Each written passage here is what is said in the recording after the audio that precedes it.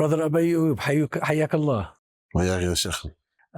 So it's 15 years since we last met, right? Yes, something like that. You know, when I used to work at Islam Channel as a sound engineer, I remember yourself and a number of others like Anas Tikriti and others that would come in. Yes. And when I was working with a brother that's from the behind stuff with Wissam, and we both used to work in the MCR. So this is, you know, like a reunion, a family reunion in a way.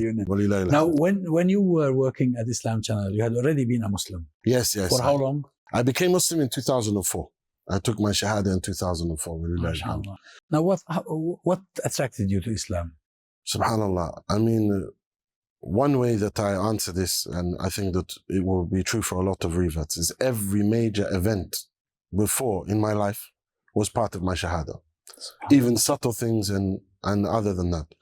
For example, I remember even when I was young, singing the song, you know, he's got the whole world in his hand. And that connection with Allah, with God Almighty, when I lived in Wales. And I moved to London and the connection... Are you Welsh originally? My mum's side Welsh, my dad's side is English. My mum's side goes back even to Muslim Spain, and other than that, in her ansab, in that of her ancestors, but from all over Europe. But Welsh and English, you want to say British, is the way I usually describe it to people to make it easy, but British. And anyway, so moving to London when I was 8 years old was also a big part of the journey itself. Although I would say London in the beginning, in terms of faith or connection to God, became less, I think, in London in that sense, if I'm honest. I still had some sort of belief in school, but then agnosticism, the rest of it crept in. I didn't know what to believe because I didn't really feel comfortable with worshipping a man, with the idea of Christianity as most people practice it. But my mum passed away when I was 14 years old. Oh. And so this was very impactful in my life. It's worth maybe mentioning that I remember her saying the words La ilaha illallah when we were in the taxi once, because she had been married before my father to someone from Iranian background. Oh, so she picked up that... Yeah, but she said it, but she didn't like Iranians because he ran out on her when she was pregnant and in the hospital. So she had an animosity towards Iranians, but not Islam. So you have siblings from her, yes, from of her course. side? Yeah, of course. But she didn't say she was Muslim or anything at the time. But it's said within the family that maybe she even took Shahada beforehand. But she was abandoned by this man. And anyway, so that's something maybe worth mentioning to an extent.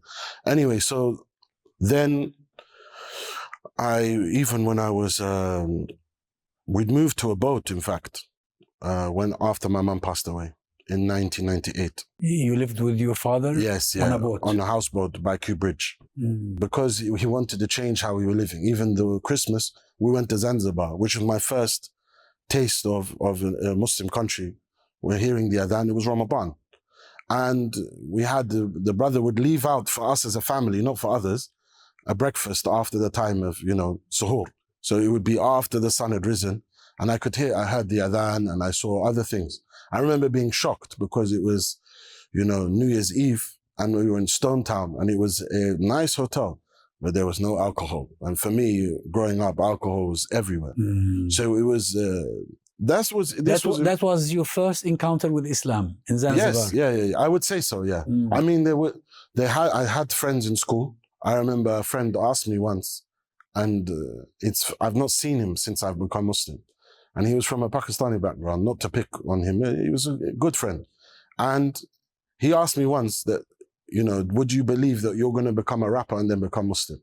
And I laughed at him, but it came true. He said that to you? Yes, he said that to me. But I remember him once as well, similar to Ismail, because he was ignorant, he's young, he's in high school, and he's using siwak, the miswak.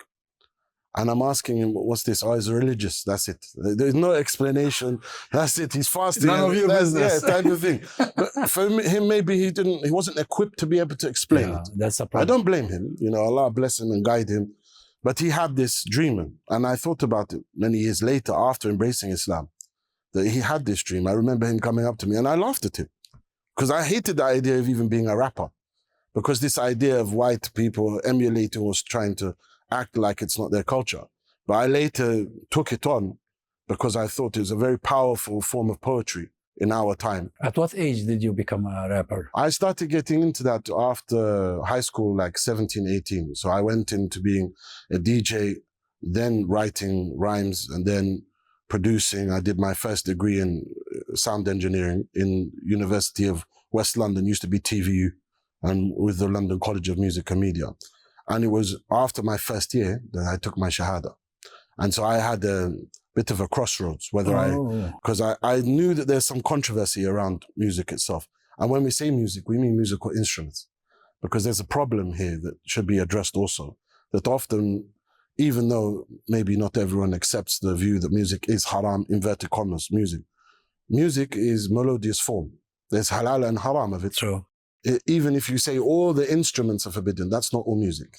A mother singing to her baby, it caused me a problem at the time, because I remember someone saying, no, music is haram. And in my head, I'm thinking, how is singing to a baby haram? How you say that's la yujuz?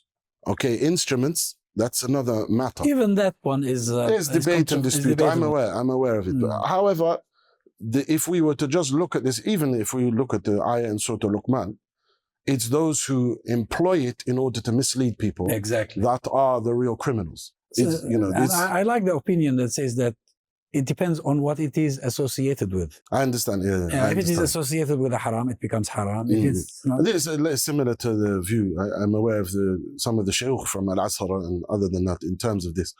And the overwhelming issue with it is the content, the message. Exactly. And for example, some of them, they talked about the hadiths in Bukhari, is because it's all gathered together.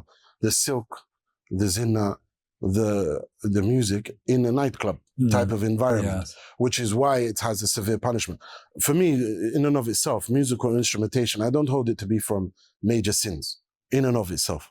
If it is combined with the other things, that's when there's Okay, let's go back then to the decisive moment when you decided to move into Islam. Allah bless you, Sheikh. So I was in Ealing Broadway before I'd started my degree. So I started my degree at 19 and I was actually 18, but I would have been about 17 when I took my first copy of the Quran at a dawah table in Ealing Broadway. Oh. And brothers standing in the only street? one brother. This is just after 9/11. The rest of it, it's not really, you're talking, it would have been 2002 times, really, literally 1 year after or so. And I remember I agreed with everything he said. And then a missionary from the Christians, may Allah guide them, came over and disturbed the conversation. But if you asked me that day, do you believe everything he said? I say, yes. 100%. So I took the translation of the Quran and another book, which is called The Brief Illustrated Guide to Islam. But the cover put me off, so I never read that one. And the Quran, I kept it high. What was wrong with the cover? It's old. It was old design. Maybe it looked like spaceships.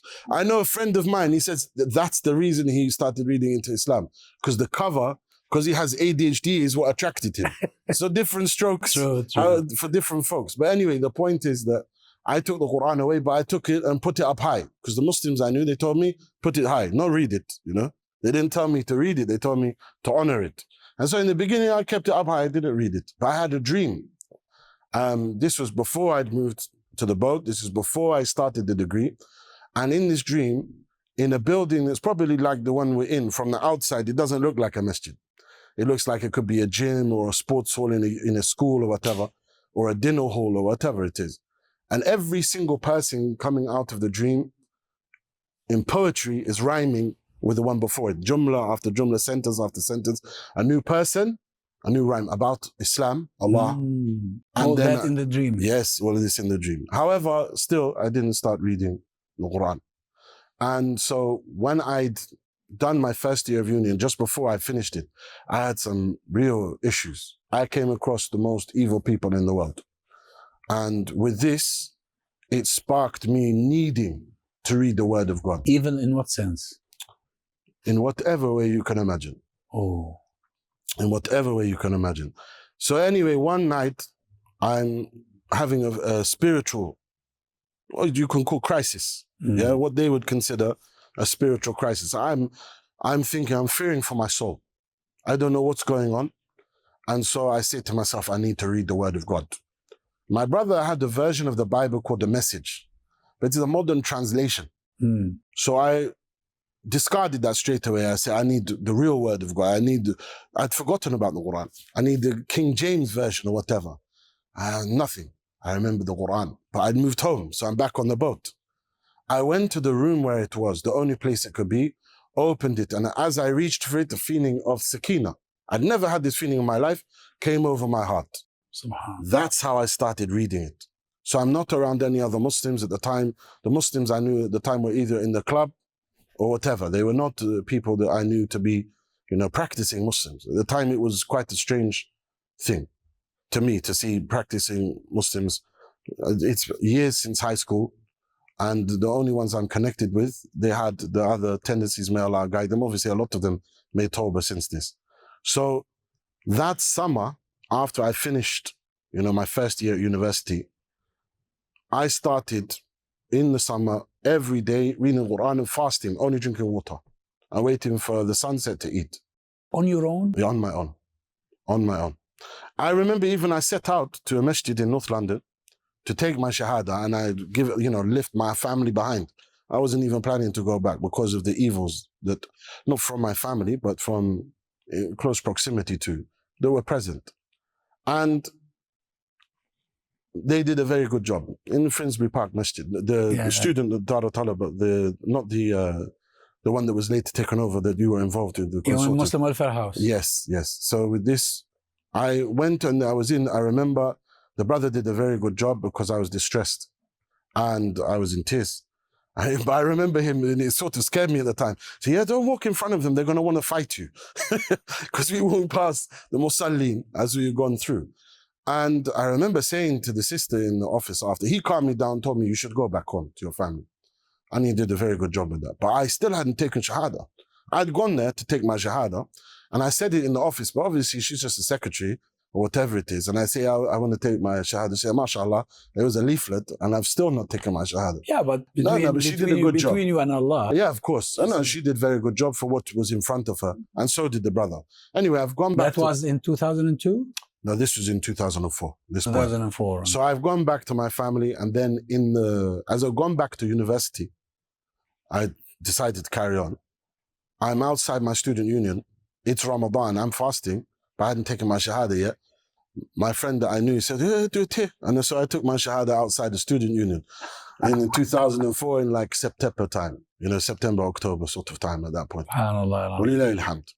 But every major event before that is a significant part. Because I remember when my mum passing away, sorry, Sheikh, when my mum passed away, there are people from the Christians who say, and others, because they don't have the ilm of why, if God is all good, why is there suffering? Or why, if God is all loving?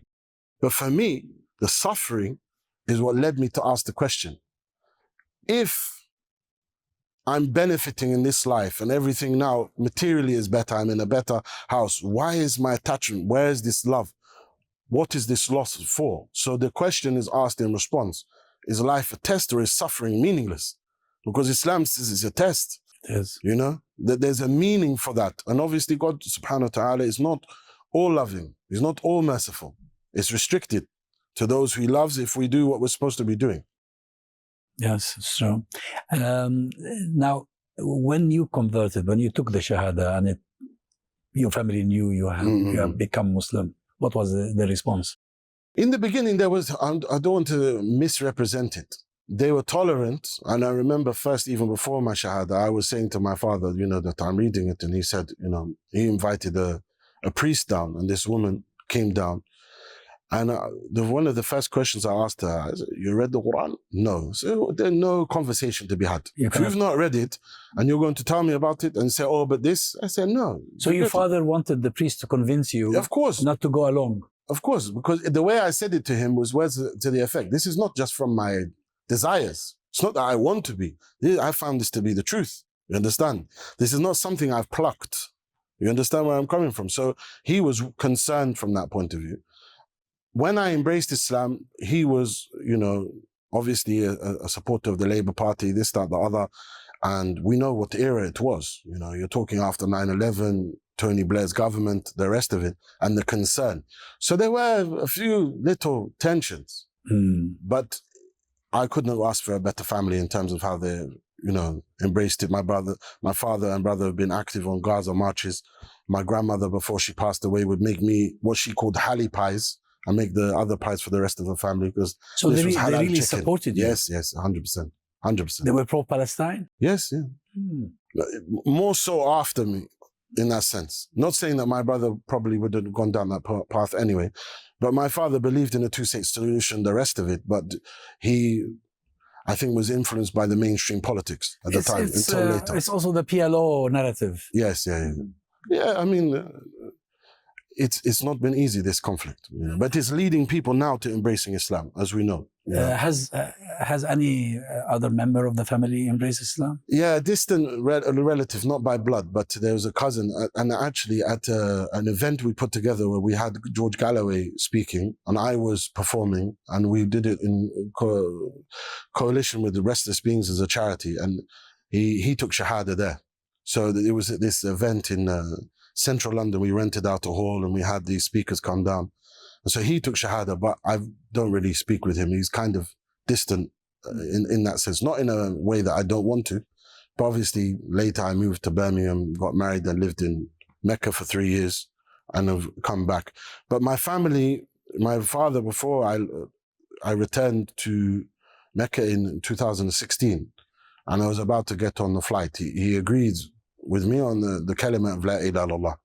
But the next stage we need to get him to before, the end is Muhammad Rasulullah. This is, the things for revets, which is why, I think it's very important that we mention that even when I first was reading the Quran, I knew I needed to call people.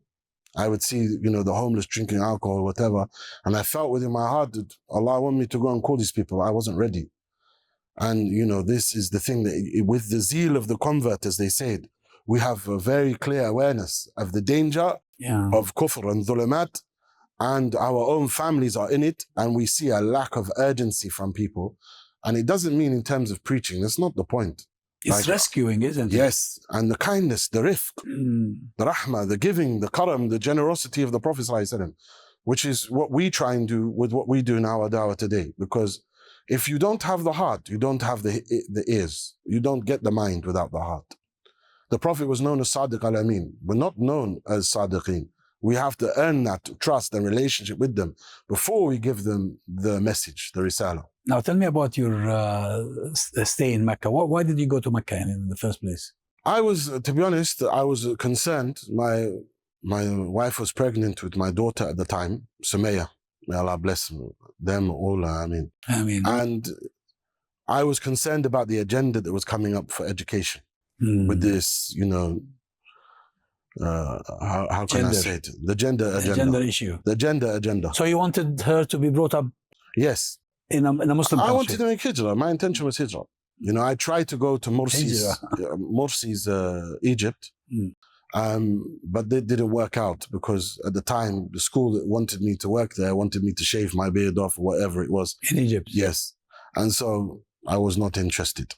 And so then obviously the regime fell in Morsi. I was not interested after that in going to Egypt. And so Mecca... So you went to Mecca as a teacher? Yes, as an English teacher, yeah. I was teaching English. I did my, teaching English as a foreign language course. Was it there that you learned Arabic or you had already... My first teacher was a Sudanese sheikh who also taught me about the importance of da'wah. Sheikh Hissam, may Allah bless him. And he would work hard at teaching new Muslims in West Indian Masjid and Masjid al-Noor. Sometimes 16 hours a day teaching from Fajr until the Isha. And he taught us also the importance of da'wah. He would teach us asma wa sifat, obviously the basics of Arabic and the basics of, some chapters of the Quran. I still need to learn Arabic. I don't even want to profess that I'm good in the Arabic language, but I believe that there's a trust and amana that I have to fulfill because of what I see missing in the space of whether writing or in terms of what's missing in terms of mu'amalat and addressing it, which is why we started the charity Islam in Action. And we have a dawah center in Birmingham. We try to look after the Muslims because we found that maybe in other cities, and we know in other cities there's more, and there's maybe less of a need for revert organization. But within the city, unlike Londoners, I've lived in London most of my life in that regard, you mentioned, I've heard you mention before about multiculturalism. There are, of course, many cultures in Birmingham, but there's a lot more segregation. Yeah, walls. Yes, not only by race, by affluence. Poor area and rich area, whereas in London, you know, in the area near Grenfell, you've got rich houses right around the corner. Yes. Rich and poor, and that diversity of economic diversity is also better for society than having poor with poor. And it's almost like you're trying to lump problems in certain areas as a social construct. I think that there was a lack of oversight. I'm not saying it was done on purpose, but certainly you find some of those issues. So segregation here means that, and of course, most of the Muslims are not raised with this. And rather than blaming the general masses, I think that there has to be an onus of responsibility on the people of knowledge from them that have not addressed it. Even if they are not in charge of the masjid, if they have the knowledge, how can we be in a non-Muslim land? And I've heard someone who was actually the head of dawah, and I was in a private gathering once, at a masjid, saying, Alhamdulillah, when we moved here, we had non-Muslim neighbors. I thought he was going to say all of them become Muslim. He said they all left. I was like, and I said to him directly, I said, you should say that they all became Muslim. Not they all left from you. They all fled. You know, but it's a siege mentality, and I understand it. You come from abroad, you want to protect your family. But in Tansola, you want to really protect your children. The best form of defense is attack. Bring Islam to them. Yeah. Because then you're protecting your and many of community them where it's come from. Yes. Many of them already. Actually, there's times where people have been refused. I know of a case where a man was going to be taken to hospital, and his wife already took the Shahada. And his son, who later took Shahada with me, he was the one who told me. He wanted to take the Shahada, but the brothers around him, as he's going to the ambulance, said, not yet. He died like that. Of course, we believe he's going to be accepted. Between him and Allah. Yes, but look at this. And we've seen it many times in city center and other than that. Someone's interested in Islam, their friend or boyfriend or girlfriend that's Muslim pulls them away. Now, you told me earlier that you intended hijrah to Mecca. No. But you came back. Yes. Why? Family. I mean, my wife was pregnant with my son at that point, and she wanted to come back and see family here, and then decided because of the hospitals and the rest of it here, that she wanted to remain here. And for me, it became a case of once I'd come back and seen my father, etc., I felt, and specifically it was a time I went to Leamington Spa and did dawah, and I felt that this is more beloved to Allah to spread Islam here than to stay there doing nafilah. To do Hajj every year, for example, or bring one person to Islam, this one is better. And especially because of my now insight. And I remember being amazed because there are currents that when you become Muslim, there are people who almost want to make you hate your whole culture and background from some people, you know. And I'm not saying it's particularly, you know, from any specific demographic, but there are some that are worse in that regard. When I came back and just before Brexit, and when you've seen these terrible acts of irhab, you know, terrorism and the like, I thought, and I know how Saudi is and other countries. One thing like that, you know, and many countries would maybe be within their rights to feel like that, to remove those people from the land. Yet these are people of hilm and tolerance. They tolerate. And I was amazed that I saw, like, you know, we've read many times from Shaykh, but I didn't understand it. Being from the West, I didn't understand it, being a Westerner. That they came to the West and they saw Islam, but no Muslims. Yet they went back to the Muslim lands and they saw Muslims, but no Islam. And I saw this and I was there. I remember listening to a talk by Abdullah Shinqiti when he was in the city. And it was not translated properly by the translator at the time. Allah forgive him and guide him. I mean, but he said that from the biggest issues that we have is that we are, and he actually took a box of tissues or whatever was on the table, saying that we are becoming a barrier. We need to make sure we're not a barrier to the non-Muslims seeing Islam. Yeah. And he mentions from the biggest issues. Yet, you know, obviously the brother did his best with the translation, but it's something that I think is not echoed enough from Ahlul Ilm. Many scholars have said it, but if we are, for example, in Mecca, I give this example time and time again. If I was an imam in Mecca and I'm not teaching the people the rights of the place, the rights of Hajj, how to look after those who are, you know, Hujjaj, and the rights of Mecca and what is haram to do inside Mecca and what is best for you to think about doing, what is, nafala, etc., then I think I wouldn't be doing my job properly. Likewise here, if we're in a non-Muslim land, we talk and we hear a lot about Ramadan and the rest of it, but we don't hear a lot about our non-Muslim neighbors. We don't, because the number one thing, and I know you've mentioned it, and I know you agree with me, may Allah bless you, Sheikh. So if we look at Malaysia, Indonesia, how did they become Muslim lands? From mu'amalat. The biggest weapon you have is your conduct. I'm not talking about everyone becoming a da'i. Your conduct will call people to Islam. Your conduct will call people. And the issue that I find... All will repel them. Yes, if you don't take it on properly. Of course. And if we were to highlight that the biggest killer of men in this country under 40 is suicide. I know 5 people who took their own souls. 5 people who killed themselves without knowing what Islam was. Out of desperation. Yes. And look, those of us who've taken Shahada, many of us know those thoughts, know those feelings. Shaitan, he doesn't just leave them alone. There's a difference between those who have been exposed to the hujjah, the proof, the burhan of Islam, and those who haven't. Most of these people do not know what Islam is. I remember there's a brother... We are responsible. We are responsible. Of course. How will we not? Especially on those with knowledge and influence, and they have the ability. For us, we know, we struggle in the dawah, and people want to build minarets, yes? Or they want to send money back home. Fantastic, help orphans abroad. But you have a fard here. And if we're not doing it, all of us are sinful. Yet you want to do nafila abroad or build a minaret in another city. But your neighbor is on the verge of suicide and wants to know what Islam is. So how is it that we have this lack of education? Because I think, and especially speaking to the Arabs, you need to educate the ummah more in this regard. We need the Ahl al-Ilm to tell the people their responsibility time and time again, because it's not being addressed enough.